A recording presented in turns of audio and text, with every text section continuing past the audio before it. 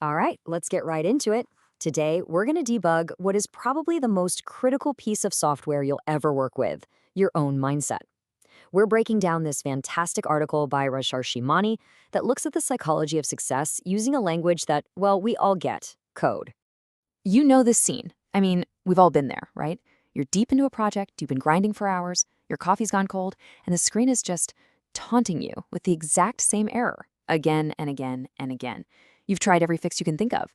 You run it one more time and boom, fails. Okay, right there, in that absolute peak moment of frustration, what is the very first thing that pops into your head? What's that raw, unfiltered voice say? Be honest. Does your brain immediately go to, ugh, I'm just not cut out for this, I'm not smart enough to solve this? Or is it something a little different? Is it more like, okay, this is annoying, but what is this bug trying to tell me? And that tiny split-second difference in your reaction, that's not just about being positive. It's the key variable in the entire algorithm of your success. So here's the big idea, the core concept. Think of your mind as an operating system. And you're basically running in one of two modes. You're either in legacy mode, which is the fixed mindset, or you're in developer mode, which is the growth mindset. Let's dig into what that really means. So let's talk about legacy mode, the fixed mindset. This OS runs on one core belief. Your talent and your intelligence are fixed. They're static. You were born with a certain amount, and that's it. So in this mode, when you fail, it's not just an event. It's a judgment. It's proof that you aren't good enough. I failed, therefore I am a failure. And that forces you to avoid big challenges because you're terrified of being judged again. But then you've got developer mode, the growth mindset. And this is a total game changer.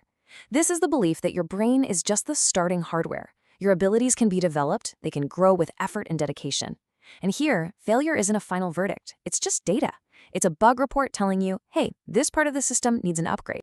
And look, this isn't just some abstract theory. The author, Rajarshi, he lived this. He tells this personal story about how, for years, he was labeled and saw himself as a weak student. He was barely passing, and he had totally accepted this idea that he just wasn't built for school. Classic fixed mindset, right? But then, when he was in the 8th grade, life kind of hit the reset button on him. He had to switch schools.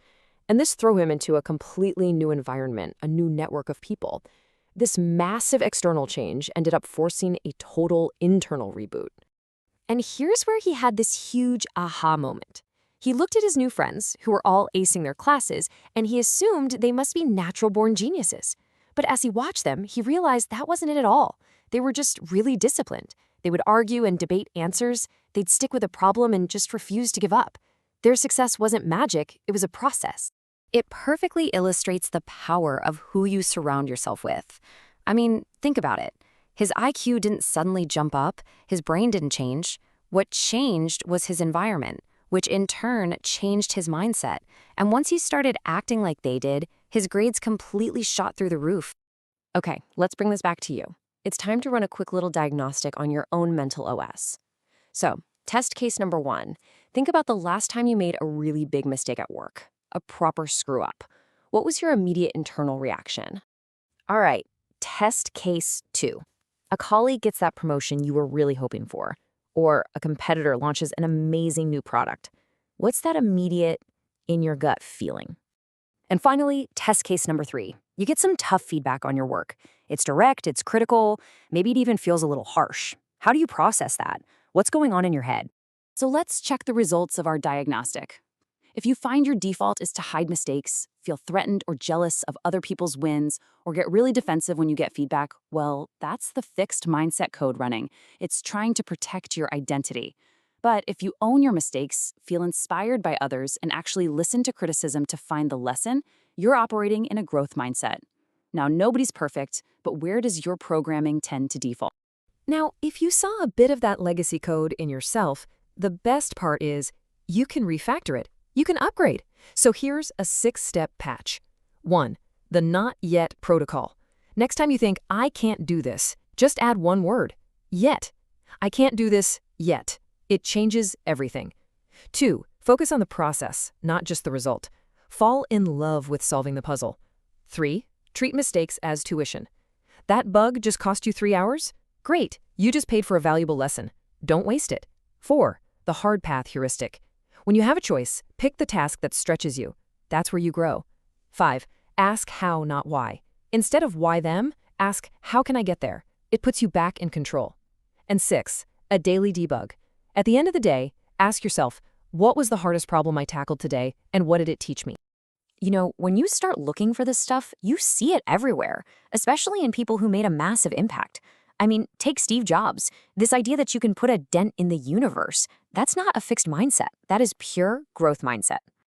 And here's a crucial warning from Bill Gates. He says success can actually be a trap. It can seduce you into a fixed mindset, making you think you've got it all figured out, which is exactly when you stop learning. And of course, Thomas Edison. This is like the official mantra of the growth mindset. He didn't see failure, he saw data. He was literally just debugging reality on a massive scale. It's such a powerful reframe.